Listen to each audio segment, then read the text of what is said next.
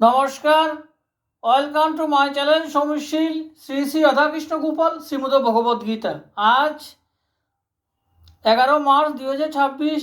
আমি বৃহৎ সচিত্র অষ্টাদশ পুরাণ সমগ্রের 3য় অধ্যায়ের দেবতা ও অসুর সৃষ্টির উপাখ্যান ও বিবিধ তত্ত্ব এর কিছু অংশ পাঠ করছি 34 পৃষ্ঠা।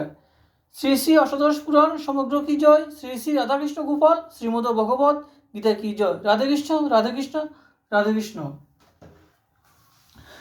ব্রহ্মা যখন মানসী পূজা সৃষ্টির কামনায় অতলান্ত জল রাশির মধ্যে তমগুণের মধ্যে নিমজ্জিত হলেন, তখন তার মধ্যে তমগুণের আবির্ভাব ঘটল। সেই অবস্থায় সৃষ্টির কথা চিন্তা করার কালে তার জঙ্গাদেশ থেকে যে প্রজার উৎপন্ন হল তার নাম অসুর।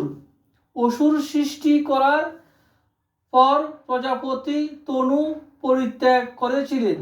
তার সেই পরিত্যক্ত তনু ছিল তমবহুল, আর সেই পরিত্যক্ত তনু তমসাবৃত ত্রিজামা রাত্রিতে পরিণত হল। এরপর তিনি অসুরদের দেহে অন্য এক শরীর ধারণ করলেন। তার সেই শরীর ছিল অব্যক্ত ও সত্যবহুল। এই প্রকার রূপ পরিগ্রহ করে তিনি অতীব প্রীত হলেন। সেই প্রসন্ন হৃদয়ে ক্রীড়ারত অবস্থায় তার মুখে দেবতারা উৎপন্ন হলেন। দেব মানে ক্রীড়া করা। ক্রীড়া মুখর অবস্থায় সৃষ্টিকর্তা